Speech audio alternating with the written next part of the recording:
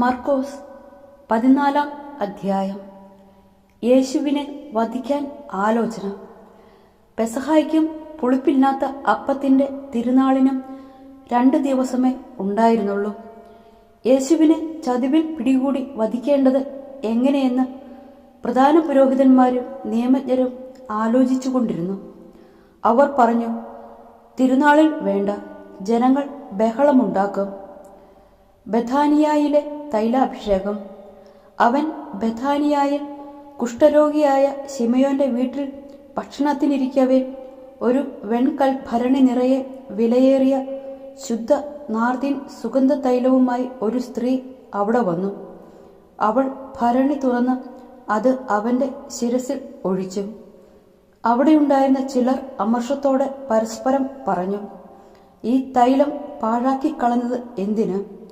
ഇത് 300-ലധികം ധനാറയ്ക്ക് വിറ്റ് ദരിദ്രർക്ക് കൊടുക്കാമായിരുന്നല്ലോ. അവർ അവളെ കുറ്റപ്പെടുത്തി. യേശു പറഞ്ഞു, ഇവളെ സ്വൈര്യമായി വിടുക. എന്തിന് ഇവളെ വിഷമിപ്പിക്കുന്നു? ഇവൾ എനിക്ക് വേണ്ടി ഒരു നല്ല കാര്യം ചെയ്തിരിക്കുന്നു. ദരിദ്രർ എപ്പോഴും നിങ്ങളോട് കൂടെയുണ്ട്. എപ്പോൾ വേണമെങ്കിലും അവർക്ക് നന്മ ചെയ്യാൻ സാധിക്കും. ഞാനാകട്ടെ എപ്പോഴും നിങ്ങളോടുകൂടെ ഉണ്ടായിരിക്കുകയില്ല. ഇവൾക്ക് സാധിക്കുന്നത് ഇവൾ ചെയ്തു. എൻ്റെ സംസ്കാരത്തിനു വേണ്ടി ഇവൾ എൻ്റെ ശരീരം മുൻകൂട്ടി തൈലം പൂശുകയാണ് ചെയ്തത്. ഞാൻ സത്യമായി നിങ്ങളോട് പറയുന്നു, ലോകത്തിലെവിടെയെല്ലാം സുവിശേഷം പ്രസംഗിക്കപ്പെടുമോ അവിടെയെല്ലാം ഇവൾ ചെയ്ത കാര്യവും ഇവളുടെ സ്മരണയ്ക്കായി പ്രസ്താവിക്കപ്പെടും. യൂദാസിന്റെ വഞ്ചന. 12 പേരിൽ ഒരുവനായ യൂദാസ് കറിയാത്തോ യേശുവിനെ ഒറ്റിക്കൊടുക്കാൻ വേണ്ടി പ്രധാന പുരോഹിതന്മാരുടെ അടുത്ത് ചെന്നു. അവർ ഇതറിഞ്ഞ് സന്തോഷിച്ച് അവന് പണം കൊടുക്കാമെന്ന് വാഗ്ദാനം ചെയ്തു. അവനെ എങ്ങനെ ഒറ്റിക്കൊടുക്കാമെന്ന് വിചാരിച്ച് അവൻ അവസരം പാർത്തിരുന്നു. പെസഹ ആചരിക്കുന്നു. പെസഹ ബലി അർപ്പിക്കുന്ന പുളിപ്പില്ലാത്ത അപ്പത്തിന്റെ 1-ാം ദിവസം ശിഷ്യന്മാർ യേശുവിനോട് ചോദിച്ചു, നിനക്ക് ഞങ്ങൾ എവിടെ പെസഹ ഒരുക്കണമെന്നാണ് നീ ആഗ്രഹിക്കുന്നത്? അവൻ 2 ശിഷ്യന്മാരെ അയച്ചുകൊണ്ട് പറഞ്ഞു, നിങ്ങൾ നഗരത്തിലേക്ക് ചെല്ലുക. ഒരു കുടം വെള്ളം ചുമന്നുകൊണ്ട് ഒരുവൻ നിങ്ങൾക്കെതിരെ വരും. അവനെ അനുഗമിക്കുക. അവൻ എവിടെ ചെന്ന് കയറുന്നുവോ അവിടുത്തെ ഗൃഹനാഥനോട് പറയുക, ഗുരു ചോദിക്കുന്നു, ഞാൻ എൻ്റെ ശിഷ്യന്മാരുമൊത്ത് പെസഹ ഭക്ഷിക്കുന്നതിന് എൻ്റെ വിരുന്നുശാല എവിടെയാണ്? സജ്ജീകൃതമായ ഒരു വലിയ മാളികമുറി അവർ കാണിച്ചു തരും. അവിടെ നമുക്ക് വേണ്ടി ഒരുക്കുക. ശിഷ്യന്മാർ പുറപ്പെട്ട് നഗരത്തിലെത്തി അവൻ പറഞ്ഞിരുന്നതുപോലെ കണ്ടു. അവർ സന്ധ്യയായപ്പോൾ അവൻ 12 പേരും ഒരുമിച്ച് വന്നു. അവർ ഭക്ഷണത്തിനിരിക്കുമ്പോൾ യേശു പറഞ്ഞു, ഞാൻ സത്യമായി നിങ്ങളോട് പറയുന്നു, എന്നോടൊപ്പം ഭക്ഷണം കഴിക്കുന്ന നിങ്ങളിലൊരുവൻ എന്നെ ഒറ്റിക്കൊടുക്കും. അവർ ദുഃഖിതരായി, അത് ഞാനല്ലല്ലോ എന്ന് ഓരോരുത്തരും അവനോട് ചോദിക്കാൻ തുടങ്ങി. അവൻ പറഞ്ഞു, 12 പേരിൽ എന്നോടൊപ്പം പാത്രത്തിൽ കൈമുക്കുന്നവൻ തന്നെ. മനുഷ്യപുത്രൻ തന്നെക്കുറിച്ച് എഴുതപ്പെട്ടിരിക്കുന്നത് പോലെ പോകുന്നു. എന്നാൽ മനുഷ്യപുത്രനെ ഒറ്റിക്കൊടുക്കുന്നവന് ദുരിതം. ജനിക്കാതിരുന്നെങ്കിൽ അവന് നന്നായിരുന്നു. പുതിയ ഉടമ്പടി.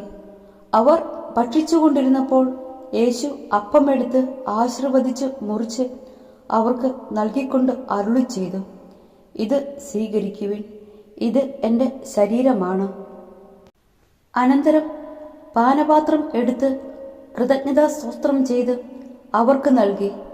എല്ലാവരും അതിൽ നിന്ന് പാനം ചെയ്തു.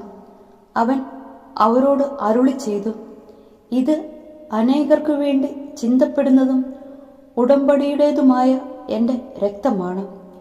സത്യമായി ഞാൻ നിങ്ങളോട് പറയുന്നു, ദൈവരാജ്യത്തിൽ ഞാൻ ഇത് നവമായി പാനം ചെയ്യുന്ന ദിവസം വരെ മുന്തിരിയുടെ ഫലത്തിൽ നിന്ന് ഇനി ഞാൻ കുടിക്കുകയില്ല.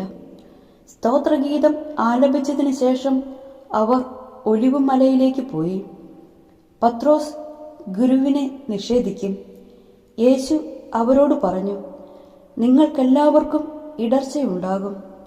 ഞാൻ ഇടയനെ അടിക്കും, ആടുകൾ ചിതറിപ്പോകും എന്ന് എഴുതപ്പെട്ടിരിക്കുന്നു. ഞാൻ ഉയർപ്പിക്കപ്പെട്ടതിന് ശേഷം നിങ്ങൾക്ക് മുമ്പേ ഗലീലയിലേക്ക് പോകും. പത്രോസ് പറഞ്ഞു, എല്ലാവരും ഇടറിയാലും ഞാൻ ഇടറുകയില്ല.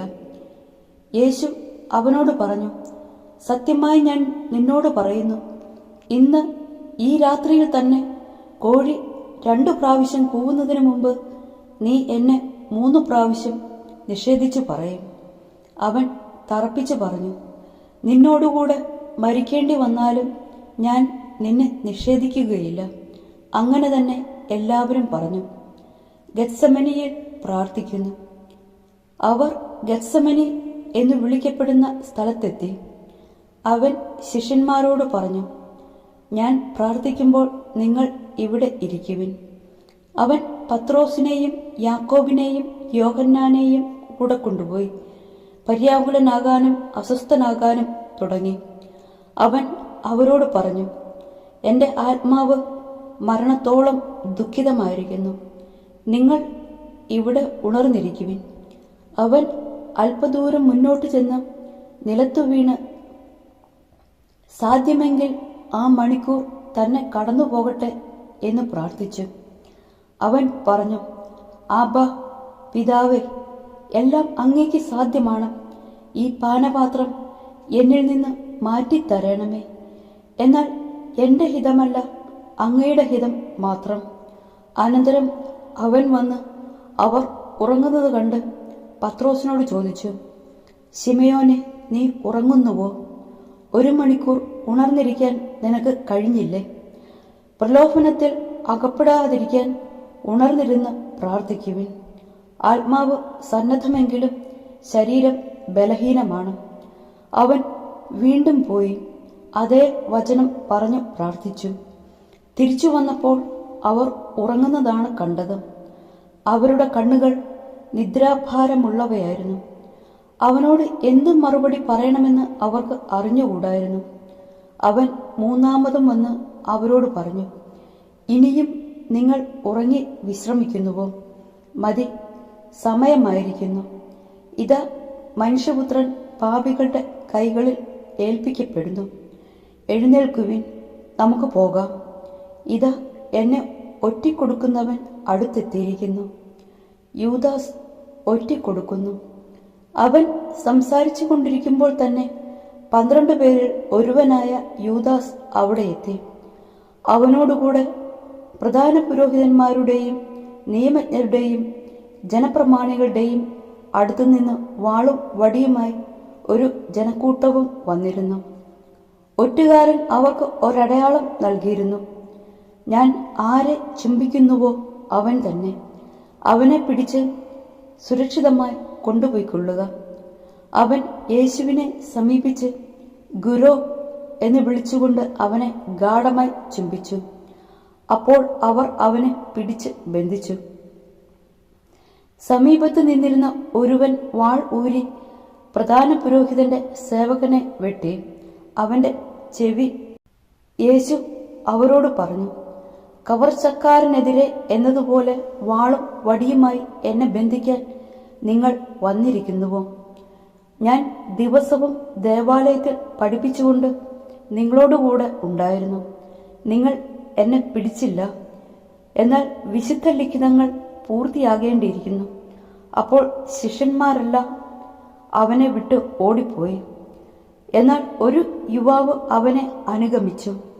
അവൻ ഒരു പുതപ്പ് മാത്രമേ തന്റെ ശരീരത്തിൽ ചുറ്റിയിരുന്നുള്ളൂ. അവർ അവനെ പിടിച്ചു. അവൻ പുതപ്പ് ഉപേക്ഷിച്ച് നഗ്നനായി ഓടിപ്പോയി. ന്യായാധിപ സംഘത്തിന്റെ മുമ്പിൽ അവർ യേശുവിനെ പ്രധാന പുരോഹിതന്റെ അടുത്തേക്ക് കൊണ്ടുപോയി. എല്ലാ പുരോഹിത പ്രമുഖന്മാരും ജനപ്രമാണികളും നിയമജ്ഞരും ഒരുമിച്ച് കൂടി. പത്രോസ് പ്രധാന പുരോഹിതന്റെ മുറ്റം വരെ അവനെ അല്പം അകലെയായി അനുഗമിച്ചു. പിന്നീട് അവൻ പരിചാരകരോടൊപ്പം തീ കാഞ്ഞുകൊണ്ടിരുന്നു. പുരോഹിത പ്രമുഖന്മാരും ന്യായാധിപ സംഘ മുഴുവനും യേശുവിനെ വധിക്കുന്നതിന് അവനെതിരെ സാക്ഷ്യം അന്വേഷിച്ചു. പക്ഷേ അവർ കണ്ടെത്തിയില്ല. പലരും അവനെതിരെ കള്ളസാക്ഷ്യം പറഞ്ഞെങ്കിലും അവ തമ്മിൽ പൊരുത്തപ്പെട്ടില്ല. ചിലർ എഴുന്നേറ്റ് അവനെതിരെ ഇപ്രകാരം കള്ളസാക്ഷ്യം പറഞ്ഞു: കൈകൊണ്ടു പണിത ഈ ദേവാലയം ഞാൻ നശിപ്പിക്കുകയും കൈകൊണ്ട് പണിയാത്ത മറ്റൊന്ന് 3 ദിവസം കൊണ്ട് നിർമ്മിക്കുകയും ചെയ്യും എന്ന് ഇവൻ പറയുന്നത് ഞങ്ങൾ കേട്ടിട്ടുണ്ട്. ഇക്കാര്യത്തിലും അവരുടെ സാക്ഷ്യങ്ങൾ പൊരുത്തപ്പെട്ടില്ല. പ്രധാന പുരോഹിതൻ മധ്യത്തിൽ എഴുന്നേറ്റ് നിന്ന് യേശുവിനോട് ചോദിച്ചു: ഇവർ നിനക്കെതിരെ സാക്ഷ്യപ്പെടുത്തുന്നതിന് നിനക്ക് മറുപടിയൊന്നും പറയാനില്ലേ? അവൻ നിശബ്ദനായിരുന്നു, മറുപടിയൊന്നും പറഞ്ഞില്ല. പ്രധാന പുരോഹിതൻ വീണ്ടും ചോദിച്ചു: നീയാണോ വാഴ്ത്തപ്പെട്ടവന്റെ പുത്രനായ ക്രിസ്തു? യേശു പറഞ്ഞു: ഞാൻ തന്നെ. മനുഷ്യപുത്രൻ ശക്തിയുടെ വലത്തുഭാഗത്ത് ഉപവിഷ്ടനായിരിക്കുന്നതും വാനമേഘങ്ങളിൽ വരുന്നതും നിങ്ങൾ കാണും. അപ്പോൾ പ്രധാന പുരോഹിതൻ വസ്ത്രം വലിച്ചു കീറിക്കൊണ്ട് പറഞ്ഞു: ഇനി സാക്ഷികളെ കൊണ്ട് നമുക്ക് എന്താവശ്യം? ദൈവദൂഷണം നിങ്ങൾ കേട്ടുവല്ലോ. നിങ്ങൾക്ക് എന്തു തോന്നുന്നു? അവൻ മരണത്തിന് അർഹനാണെന്ന് അവരെല്ലാവരും വിധിച്ചു. ചിലർ അവനെ തുപ്പാനും അവന്റെ മുഖം മൂടിക്കെട്ടി മുഷ്ടികൊണ്ട് ഇടിക്കാനും നീ പ്രവചിക്കുക എന്ന് അവനോട് പറയാനും തുടങ്ങി. ഭൃത്യന്മാർ അവന്റെ ചെകിട്ട് തടിച്ചു. പത്രോസ് തള്ളിപ്പറയുന്നു. പത്രോസ് താഴെ മുറ്റത്തിരിക്കുമ്പോൾ പ്രധാന പുരോഹിതന്റെ പരിചാരകന്മാരിൽ ഒരുവൾ വന്ന് അവൻ തീ കാഞ്ഞുകൊണ്ടിരിക്കുന്നത് കണ്ട് അവനെ നോക്കി പറഞ്ഞു: നീയും നസ്രായനായ യേശുവിന്റെ കൂടെയായിരുന്നല്ലോ. അവനാകട്ടെ, നീ പറയുന്നതെന്തെന്ന് എനിക്ക് മനസ്സിലാകുന്നുമില്ല എന്ന് നിഷേധിച്ച് പറഞ്ഞു. പിന്നെ അവൻ പുറത്ത് പടിവാതിൽക്കലേക്ക് പോയി. ആ പരിചാരക അവനെ പിന്നെയും കണ്ടപ്പോൾ അടുത്ത് നിന്നവരോട് പറഞ്ഞു: ഇവൻ അവരിൽ ഒരുവനാണ്. ആ പരിചാരക അവനെ പിന്നെയും കണ്ടപ്പോൾ അടുത്ത് നിന്നവരോട് പറഞ്ഞു: ഇവൻ അവരിൽ ഒരുവനാണ്. അവൻ വീണ്ടും അത് നിഷേധിച്ചു. അല്പം കഴിഞ്ഞപ്പോൾ അടുത്തു നിന്നവർ പത്രോസിനോട് പറഞ്ഞു: നിശ്ചയമായും നീ അവരിൽ ഒരുവനാണ്. നീയും ഗലീലയക്കാരനാണല്ലോ. നിങ്ങൾ പറയുന്ന ആ മനുഷ്യനെ ഞാൻ അറിയുന്നില്ല എന്ന് പറഞ്ഞ് അവൻ ശപിക്കാനും ആണയിടുവാനും തുടങ്ങി. ഉടൻ തന്നെ കോഴി 2-ാം പ്രാവശ്യം കൂവി. കോഴി 2 പ്രാവശ്യം കൂവുന്നതിനു മുമ്പ് നീ 3 പ്രാവശ്യം എന്നെ നിഷേധിക്കുമെന്ന് യേശു പറഞ്ഞ വാക്ക് അപ്പോൾ പത്രോസ് ഓർമ്മിച്ചു. അവൻ ഉള്ളുരുകി കരഞ്ഞു.